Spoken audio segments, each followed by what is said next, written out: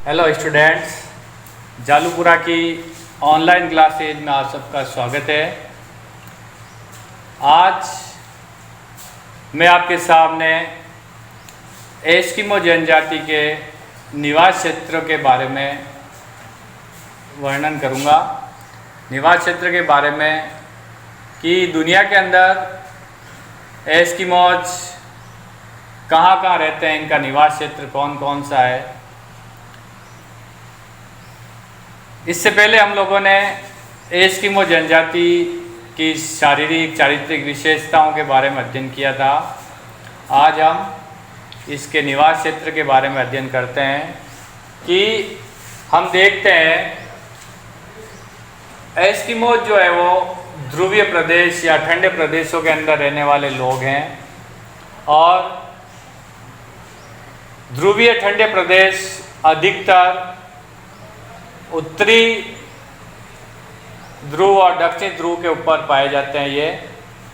लेकिन पर्टिकुलर अगर एस्किमोस की बात करें, एस्किमो जनजाति उत्तरी ध्रुव की निवासी है और इनका निवास क्षेत्र अलास्का से लेकर बेरिंग जल संधि तक है। दुनिया के नक्शे के अंदर देखते हैं कि अलास्का कहाँ है और बेरिंग जल संधि कहाँ है। देखिए, ये विश्व का नक्शा है। विश्व के नक्शे के अंदर ये जो उत्तर का भाग है, उत्तरी ध्रुव है। यहाँ पर आप पश्चिम की तरफ जाएंगे तो ये अमेरिका का एक स्टेट है, अमेरिका का एक राज्य अलास्का। और यहाँ से एस्किमो जनजाति निवास करना, उनका निवास क्षेत्र शुरू होता है अलास्का से लेकर ये कनाडा का उत्तरी भाग, बैफिन द्वीप, ग्रीनलैंड, ये स्कैंडिनेवियन कंट्रीज जो कि नॉर्वे, स्वीडन और फिनलैंड, ये स्कैंडिनेवियन देश कहलाते हैं ये। और फिर साइबेरिया का उत्तर का भाग, पूरा उत्तरी साइबेरिया, ये जो रूस का उत्तर का भाग है साइबेरिया भाग कहलाता है। साइबेरिया के अंदर भी उत्तरी साइबेरिया और यहाँ से पूरा उत्तरी साइबेरिया से होते हुए यहाँ पर ये जो है वो वापस बेरिंग जलसंधि आ जाती है, जो कि रूस और अमेरिका के बीच में एक जलसंधि है जिसे बेरिंग जलसंधि कहते हैं। यहाँ तक जो है वो इन एस्किमोस का निवास क्षेत्र है। अब इन अलग अलग निवास क्षेत्रों में एस्किमोस को अलग अलग नामों से जानते हैं। देखते हैं अलास्का। अलास्का या ग्रीनलैंड और कनाडा का जो बैफिन द्वीप है वहां एस्किमोस को एस्किमो के नाम से ही जाना जाता है। एस्किमो। उसके बाद जो स्कैंडिनेवियन कंट्रीज है, स्कैंडिनेवियाई देश,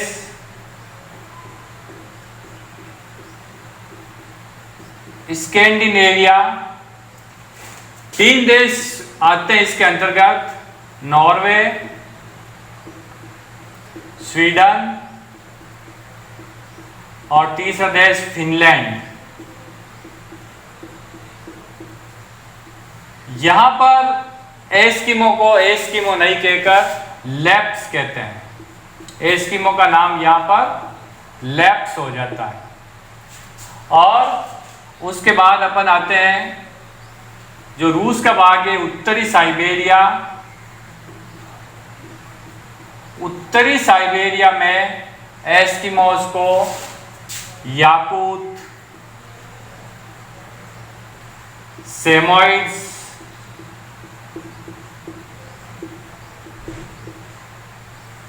चकची या तुंग नामों से जाना जाता है। उत्तरी साइबेरिया में इनको 4 नाम दिए हुए हैं, याकूत, सेमोइड, चकची और तुंग। यहाँ पर इन 4 नामों से उत्तरी साइबेरिया में एस्किमोस को जाना जाता है। अब देखते हैं कि जो स्कैंडिनेवियन कंट्रीज और कनाडा के अंदर जो एस्किमोस रहते हैं उनका मुख्य काम जो है वो आखेट करना ही है। शिकार करते हैं ये सील मछली का, ध्रुवीय भालुओं का, रेनडियर का, और वहां पर इनका कच्चा मांस खाते हैं। और जो उत्तरी साइबेरिया के एस्किमोज है जिन्हें याकूत, चक्की, तुंग या सेमर्स कहते हैं, ये आखेट के साथ साथ पशुपालन का कार्य भी करते हैं। पशुपालन का कार्य भी करते हैं। तो ये विश्व के अंदर जो एस्किमो जनजाति है उनके निवास क्षेत्र है। याद रखना, अलास्का से लेकर बेरिंग जल संधि तक, अलास्का अमेरिका का एक जो राज्य है, उसके बाद हमें कनाडा का भाग, ग्रीनलैंड, बेफिन द्वीप, और 3 स्कैंडिनेवियन कंट्रीज, नॉर्वे, स्वीडन और फिनलैंड, और उसके बाद रूस का भाग, उत्तरी साइबेरिया। तो ये पूरा जो है अगर ग्लोब के अंदर अपन देखेंगे तो ये पूरा उत्तरी ध्रुव है। जो ये 2 ध्रुव है, ये उत्तरी ध्रुव और ये दक्षिणी ध्रुव, और इसके अंदर भी ग्लोब का ये ऊपर का भाग अगर आप यहाँ पर देखेंगे तो ये अलास्का शुरू होकर उत्तरी कनाडा जिसमें बेफिन द्वीप, ग्रीनलैंड, और जो है वो ये नॉर्वे, स्वीडन, फिनलैंड, और उसके बाद उत्तरी साइबेरिया। ये तो ये पूरा भाग यहाँ पर ग्लोब के अंदर पर यहाँ पर देखेंगे तो ये एस्किमोस का निवास क्षेत्र है। तो ये हुई निवास क्षेत्रों की बात। उसके बाद अपन देखते हैं एस्किमोस के आर्थिक क्रियाकलाप क्या क्या है। ये अपना जीवन निर्वाह किन किन तरीकों से करते हैं, उनके काम धंधे क्या हैं और किस तरह से अपना जीवन यापन करते हैं। एस्किमो जनजाति आर्थिक क्रियाकलाप।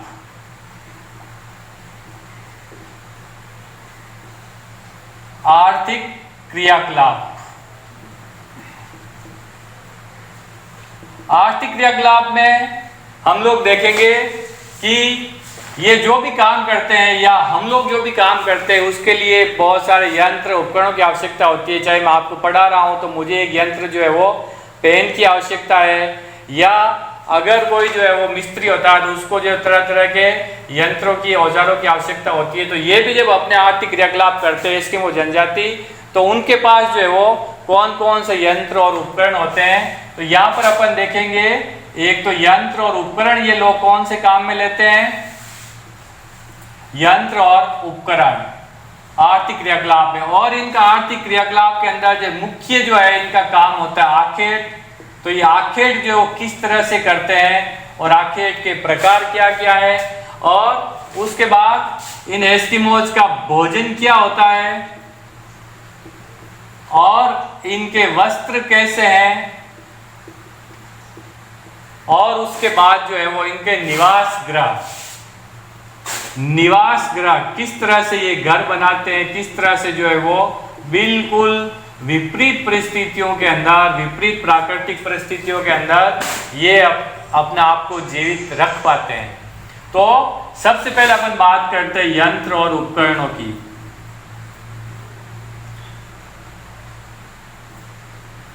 यंत्र और उपकरण, आपको इनके यंत्र और उपकरणों के नाम बिल्कुल एक एक नाम याद रखने हैं। सवाल पूछा जा सकता है कि हार्पून क्या होता है, कयाक क्या होता है, उमियाक क्या होता है।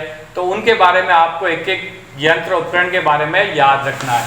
तो यंत्र और उपकरण में इनके जीवन के अंदर सबसे महत्वपूर्ण भाग अदा करने वाला एक यंत्र होता है या उपकरण होता है जिसे हथियार के तौर पर भी ये काम में लेते हैं, जिसे कहते हैं हार्पून।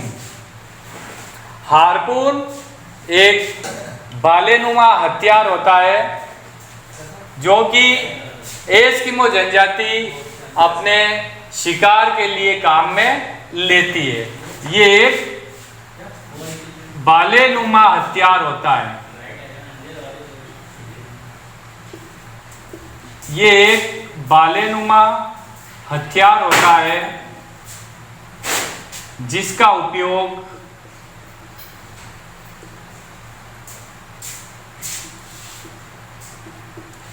सील मछली के शिकार के लिए किया जाता है।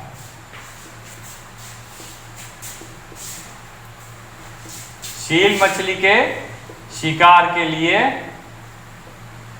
एस्किमो जनजाति हार्पून का उपयोग करती है। और ये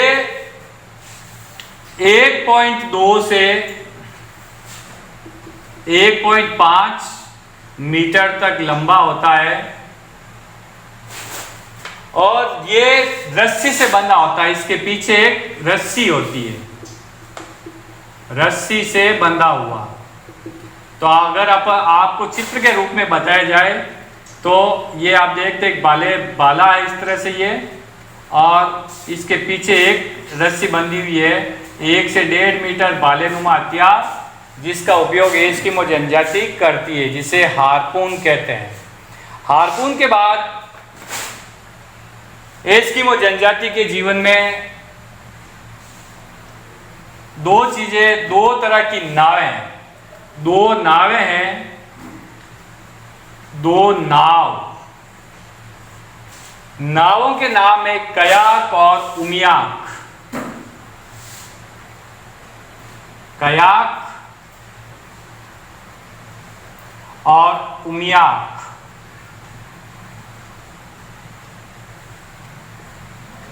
ये दो नावों के प्रकार है जो कि व्हेल मछली का और सील मछली का शिकार करने के रूप में उपयोग में आया जाता है।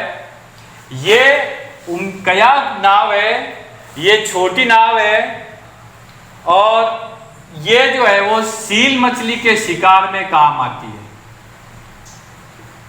सील मछली के शिकार में काम आने वाली छोटी नाव, सील मछली के शिकार में काम आने वाली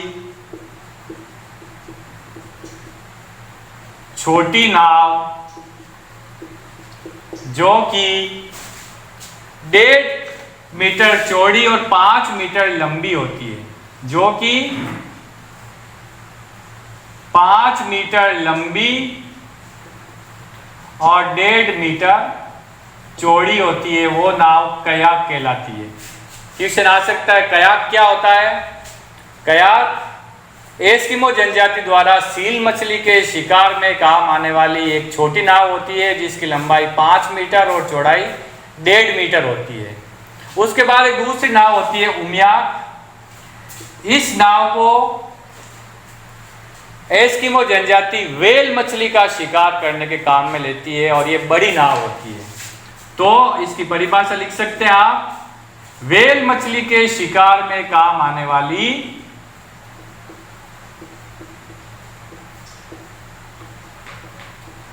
व्हेल मछली के शिकार में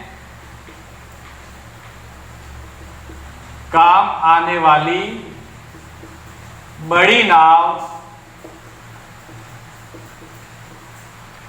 उमियाक कहलाती है। 3 शब्द यहां सीखे आपने, हार्पून, कयाक, उमियाक। हार्पून एक भाला है जो कि सील मछली के शिकार में काम आता है। गहरे समुद्र के अंदर या समुद्र से दूर, समुद्र के अंदर जो अगर सील मछली का शिकार करना है तो उसके लिए कयाक नाव काम में आएगी। और जो है वो तीसरी जो है वो नाव है उमियाक, जो कि बड़ी नाव होती है, जो कि व्हेल मछली के काम में आती है। अब उसके बाद आखेट के बारे में बात करते हैं। मुख्य काम इनका आखेट है। बहुत ही मजेदार टॉपिक है। आखेट के अंदर भी आपको जो है वो कुछ वर्ड्स याद रखने हैं। आखेट या शिकार 2 तरह का होता है एस्किमो जनजाति के अंदर।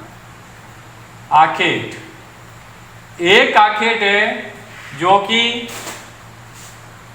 शीतकाल में किया जाता है, शीतकालीन आखेट।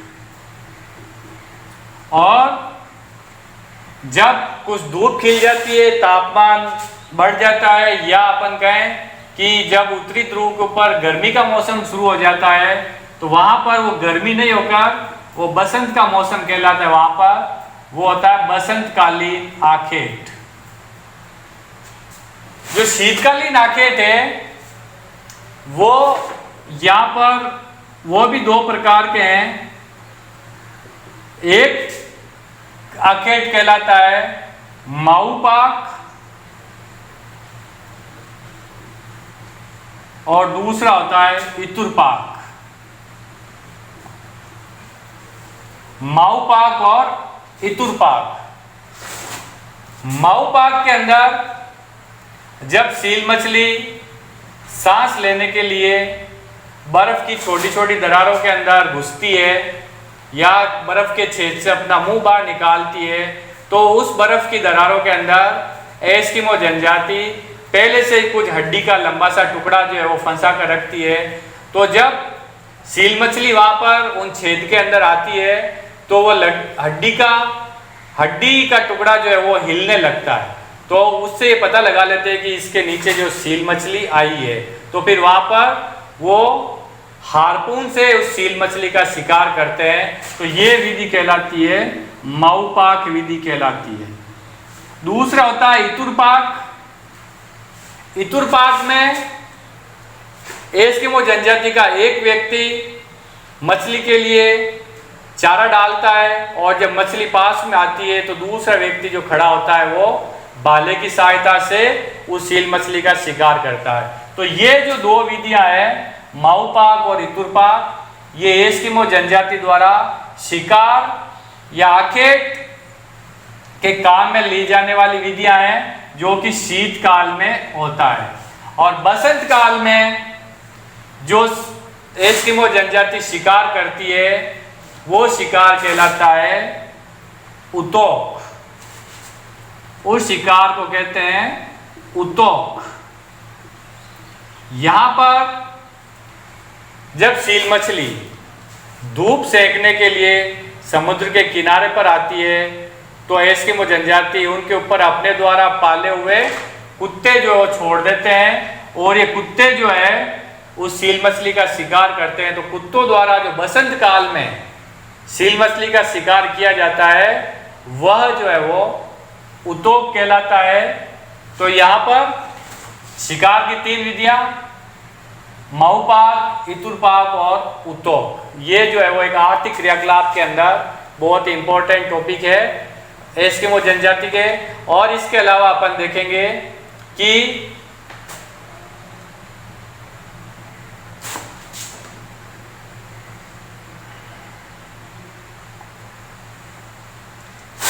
एक गाड़ी जो है इनके जीवन में बहुत ही इंपॉर्टेंट पार्ट अदा करती है।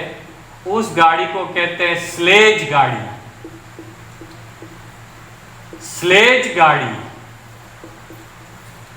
क्वेश्चन आ सकता है स्लेज गाड़ी का क्या कार्य है, तो आप लिखेंगे इसके अंदर कि एस्किमो जनजाति वॉलरस की हड्डियों से बनी हुई एक पहिया विहीन गाड़ी को काम में लेते हैं, जो कि रेनडियर या कुत्तों द्वारा खींची जाती है। वो गाड़ी स्लेज गाड़ी कहलाती है। तो यहां से इसकी परिभाषा लिखेंगे, पहिया विहीन गाड़ी। पहिया विहीन है, ये किसकी बनी हुई होती है? वॉलरस की हड्डी द्वारा, और काम कौन खींचता है इनको? कुत्ते या रेनडियर।